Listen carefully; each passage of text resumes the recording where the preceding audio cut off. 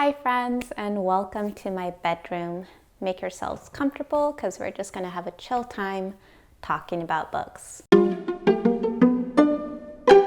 Also, don't mind any clicking noises or typing noises that you hear in the background. That's just my boyfriend doing his thing on the computer. Where to begin? Well, I guess I should start off by telling you that I just finished rereading the entire Harry Potter series, and it was such a joy. I just finished book 7 on Tuesday. It was just really fun, very nostalgic, and I totally forgot how much better the books are than the movies. But now that that is out of the way, I can finally read all of the books that I bought but didn't read because I was in the middle of my Harry Potter book marathon. And yeah, we're just gonna get started. We're gonna start with sci-fi.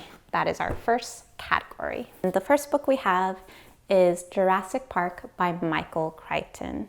Look at this cover, you guys. This is a really cool edition that I bought for myself as a Christmas gift, and it's by Folio Society. And I am a huge Jurassic Park fan. I've rewatched the first film I don't know how many times, and I'm really excited to read the book and just see how much of the film they included, how much of the book they included in the film, and just how the two things differ. So if you don't already know, this is a cautionary tale about genetic engineering taking place in an amusement park where they showcase recreated dinosaurs, and of course, things go wrong. Our second book in the sci-fi category is The Long Way to a Small Angry Planet by Becky Chambers.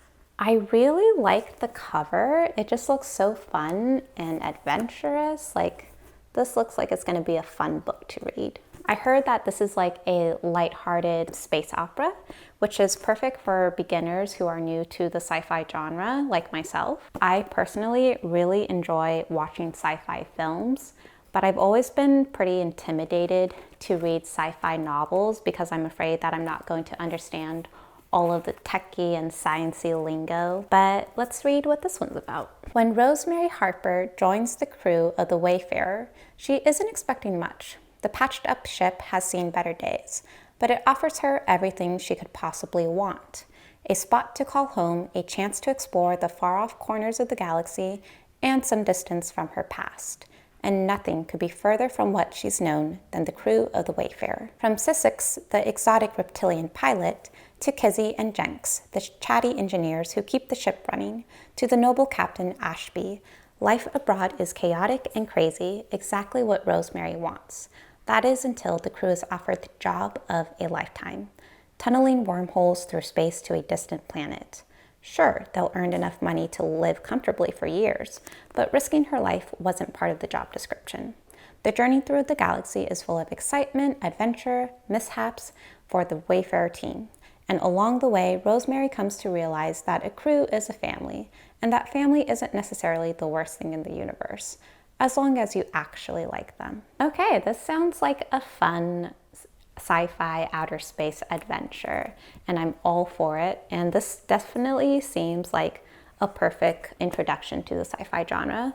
So I'm excited to read this. And the last sci-fi book that I have in this category is Klara and the Sun by Kazuo Ishiguro. So confession, I actually bought the hardback version of this, but I never read it. And then the paperback version came out. So I gave that one away and got this one instead.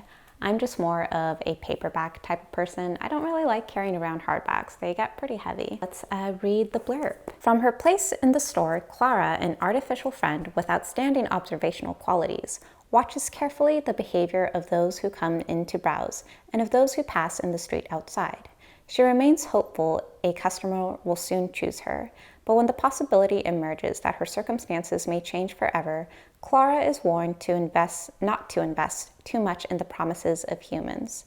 In Klara and the Sun, Kazuo Ishiguro looks at our rapidly changing modern world through the eyes of an unforgettable narrator to explore a fundamental question. What does it mean to love? Okay. AI is involved in this. That might be a problem.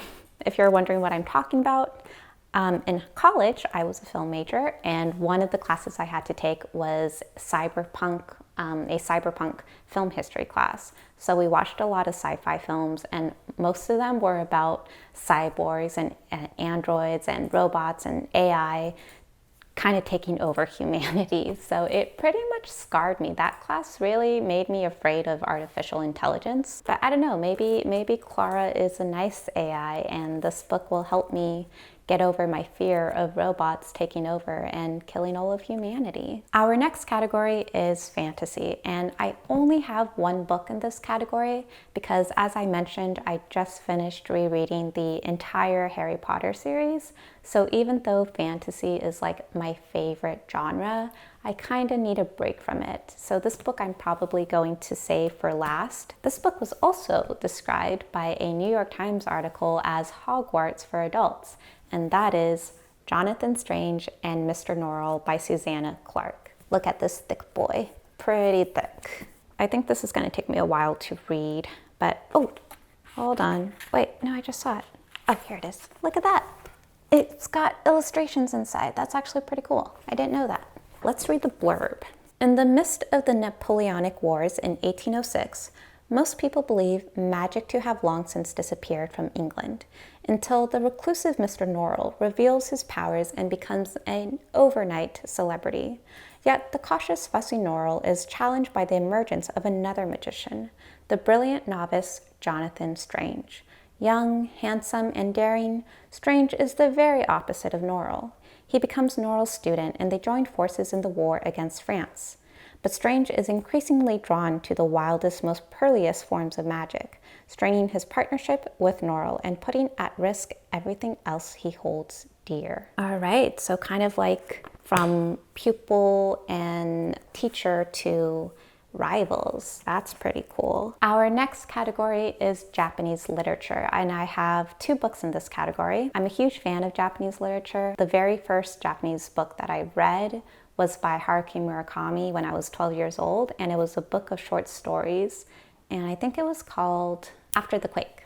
That's what it was. And ever since then, I've just been in love with everything else that he writes. So I haven't really branched out and tried to read other books by other Japanese writers until now. And the first book that we have is The Cat Who Saved Books by Sosuke Natsukawa. I really like how vintagey it looks. I think that's really cool. And let's see, what is this about? Awkward high school student Rintaro Natsuki is about to close the secondhand bookshop he inherited from his beloved grandfather. For this bookworm by blood, shutting down the Natsuki books is no easy task. It's been his sanctuary and hideout from the demands of school and the world at large. However, before the bookshop's doors are shut for good, a talking cat appears with an unusual request. The feline requests the teenager's help in saving books from abusive and negligent owners, and it won't take no for an answer. Their mission sends this odd couple on an amazing journey to set books free. Through their travels to strange dimensions, the cat and Rintaro meet a businessman who leaves his books to perish on a bookshelf, a scholar who cuts pages into snippets to encourage speedy reading, and a publishing drone who cares only about bestsellers. Their adventure culminates in one final fantastic challenge. The last labyrinth leads Rintaro down a realm where a certain soul hangs in the balance. This sounds kind of like a fantasy book, it seems. I've also noticed that the Japanese love their cats. Cats are a huge part of Japanese culture, and I see them referenced all the time in Haruki Murakami's work. Not complaining, I'm more of a dog person, but recently I have grown a fondness towards cats. So I think this will be a fun read. The second and last book that I have that is Japanese literature is The Miracles of the Namiya General Store by Keigo Higashino. I really like the cover. It reminds me of like Japanese dramas that I used to watch when I was like 14 years old. So that's pretty neat. Blurb. From exactly midnight until daybreak, the Namiya General Store advice box will be reopening for only one night. When three young delinquents hole up in an abandoned general store after their most recent robbery, to their great surprise, a letter drops through the mail slot in the store's shutter. The seemingly simple request for advice sets the trio on a journey of discovery as, over the course of a single night, they step into the role of the kind-hearted former shopkeeper who devoted his waning years to offering thoughtful counsel to his correspondents. Through the lens of time, they share insight with those seeking guidance, and by morning, none of their lives will ever be the same. So this looks like it's going to be like a really quick read, and it also seems like it's going to be really wholesome, so I'm excited for that. Moving on, we have historical fiction, and I have 3 books in this category. And we're starting off with Pachinko by Min-Jin Lee. I've been wanting to read this book forever, and I finally have it, so I'm really excited to get started on it. Let me just go ahead and read you the blurb. In the early 1900s, teenage Sunja, the adored daughter of a crippled fisherman, falls for a wealthy stranger at the seashore near her home in Korea. He promises her the world. But when she discovers she is pregnant and that her lover is married, she refuses to be bought. Instead, she accepts an offer of marriage from a gentle, sickly minister passing through on his way to Japan. But her decision to abandon her home and to reject her son's powerful father sets off a dramatic saga that will echo down through the generations. Richly told and profoundly moving, Pachinko is a story of love, sacrifice, ambition, and loyalty. From the bustling street markets to the halls of Japan's finest universities to the pachinko parlors of the criminal underworld, Lee's complex and passionate characters, strong, stubborn women, devoted sisters and sons, fathers shaken by moral crisis, survive and thrive against the indifferent arc of history. I also just recently discovered that they turned this book into a TV series, which is pretty neat. But I'm probably going to read the book first before I start the series, obviously. The second book we have in historical fiction is Hamnet by Maggie O'Farrell. So I honestly bought this because everyone else was reading it, and I wanted to see what the hype is all about and to see if it's actually really good. Let me read you the blurb. England, 1580. The Black Death creeps across the land, an ominous threat infecting the healthy, the sick, the old, and the young alike. The end of days is near, but life always goes on. A young Latin tutor, penniless and bullied by a violent father, falls in love with an extraordinary, eccentric young woman. Agnes is a wild creature who walks her family's land with a falcon on her glove and is known throughout the countryside for her unusual gifts as a healer, understanding plants and potions better than she does people. Once she settles with her husband on Henley Street in Stamford-upon-Avon, she becomes a fiercely protective mother and a steadfast centrifugal force in the life of her young husband, whose career on the London stage is just taking off when his beloved young son succumbs to sudden fever. Agnes sounds like a really cool character, and it also looks like this is going to be a quick read, so who knows, maybe I'll start this one first. The last book we have in historical fiction is I Will Die in a Foreign Land by Kalani Pickart. I really like the cover. It reminds me of like a painting that you would see in like an art museum. So this story follows a couple of characters who are all living during the Ukrainian Revolution, which took place in 2013 to 2014. The invasion of Ukraine is sadly dominating the news, and it's been really great to see the people of San Francisco really supporting Ukraine, seeing flags everywhere and everyone just doing what they can to help. So when I walked into my local bookshop, I saw that they had like a small section where they were just supporting Ukraine by promoting some books about Ukraine and their relationship with Russia. And they had some books by Ukrainian authors, but not much. But this was the book that caught my eye, so I'm really excited to read it. And let me go ahead and read you a bit of the blurb. I Will Die in a Foreign Land follows 4 people over the course of a volatile Ukrainian winter, as their lives are forever changed by the Euromaidan protests. Katya is a Ukrainian-American doctor stationed at a makeshift medical clinic in St. Michael's Monastery. Misha is an engineer who has lived in Kyiv since his wife's death. Slava is a young activist whose past hardships steel her determination in the face of persecution, and Alexander Ivanovich, a former KGB agent, joins the daily protests clad in a balaclava where he plays the piano, while unfolding an especially moving story of quiet beauty and love in a time of terror. I Will Die in a Foreign Land is an intimate epic and a haunting portrait of human perseverance and empathy. I'm really excited to read this and just to learn more about Ukraine and everything they've gone through, the country, the people, the region. So yeah, this is something I'm excited for. So the last 4 books I have, 3 of them are middle grade and 1 of them is new adult. And I want to start off by talking about the new adult genre.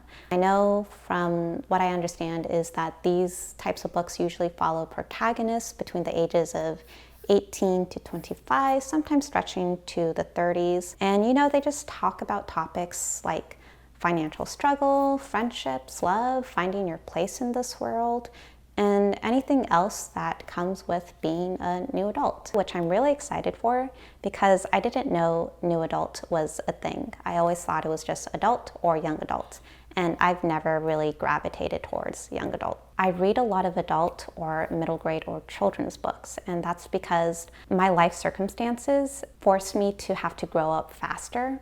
So I feel like an old soul, and I'm able to relate more with older characters and their struggles and their traumas.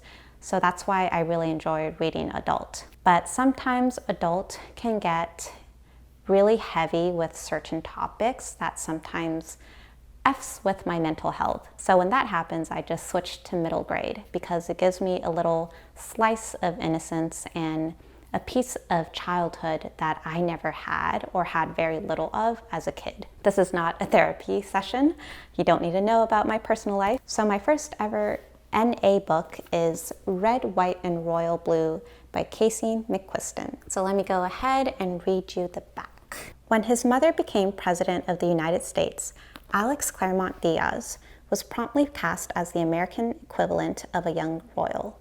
Handsome, charismatic, genius, his image is pure millennial marketing gold for the White House. There's only one problem. Alex has a beef with an actual prince, Henry, across the pond. And when the tabloids get hold of a photo involving Alex-Henry altercations, U.S.-British relations take a turn for the worse. Heads of family and state and other handlers devise a plan for damage control, stage a truce between the two rivals. What at first begins as a fake Instagrammable friendship grows deeper and more dangerous than either Alex or Henry could ever imagine. Soon Alex finds himself hurtling into a secret romance with a surprisingly unstuffy Henry that could derail the presidential campaign and upend 2 nations. It raises the question, can love save the world after all? Where do we find the courage and the power to be the people who we are meant to be? And how can we learn to let our true colors shine through? This seems like it's going to be a very wholesome and cute love story, which I'm all for, but I don't think there's going to be a lot of things in this story that I'll be able to relate to. Ah, crap, I didn't really think this one through. Regardless, it's fine. I'm going to love this book, I'm sure of it. Our last category is middle grade. And first we have A Wish in the Dark by Christina Soon-Tornvat. And guys, look at this cover. It is beautiful, colorful, fun.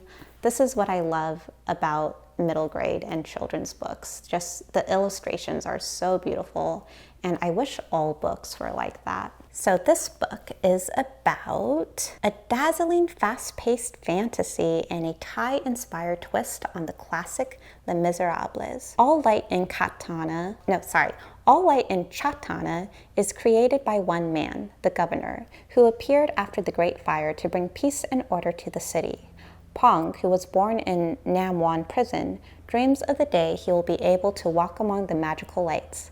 But when Pong escapes from his prison, he realizes that the world outside is just as unfair as the one behind bars. As Nok, the prison warden's perfect daughter, hunts Pong through the alleys and canals of Chattanooga, she too uncovers secrets that make her question the truths she has always held dear. So this book sounds like it's going to cover topics about privilege and justice in a way that like kids can understand, which I think is really cool. And it looks like there's also going to be a touch of magic in this, which I love. So I'm really excited to read this. The next book we have is Northwind by Gary Paulson. And I'm going to be completely honest with you guys.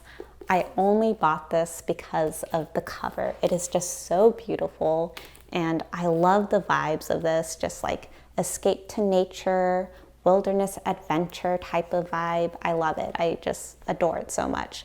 But let's go ahead and see what this book is actually about. Set along a rugged coastline centuries ago, Northwind does for the sea what Hatchet, which has sold more than 13 million copies worldwide, does for the woods, as it relates the story of a young person's battle to stay alive against the odds. When a deadly plague reaches the small fish camp where he lives, an orphan named Leaf is forced to take to the water in a cedar dugout canoe. He flees northward following a wild ford-riven shore, thrown from one danger to the next, unsure of his destination. Yet the deeper into his journey he paddles, the closer Life, I don't know how to pronounce that, comes to his truest self as he connects to the heartbeat of the ocean and the pulse of the sea. With hints of Nordic mythology, ooh, that's cool, and an irresistible narrative pull, Northwind is Gary Paulson at his captivating, adventuresome best. Sorry, I got really tongue-tied in reading that. I'm excited for this. I really hope that I enjoy it. Our final book is The Last Cuentista by Donna Barba Higuera. And you guys, look at this cover. It is so gorgeous, beautifully designed. I'm in love with it. I'm trying to read more books by Latino and Latina writers just because I kind of want to read about characters that look like me. And this book actually won a Pura Belpre Honor Award, meaning that they won because they had the best representation of the Latino experience in a children's book. So I'm really excited about that, to finally read about a character that I can really relate to, you know? Había una vez a girl named Petra Peña who wanted nothing more than to be a storyteller like her abuelita. But Petra's world is ending. Earth has been destroyed by a comet, and only a few hundred scientists and their children among them, Petra and her family, have been chosen to journey to a new planet. They are the ones who must carry on the human race. Oh, okay, so a little bit of sci-fi. Hundreds of years later, Petra wakes up to this new planet, and the discovery that she is the only person who remembers Earth. A sinister collective has taken over the ship during its journey, bent on erasing the sins of humanity's past. They have systematically purged the memories of all abroad, or purged them altogether. Petra alone now carries the stories of our past, and with them, any hope for our future. Can she make them live again? I think I kind of want to read this one first.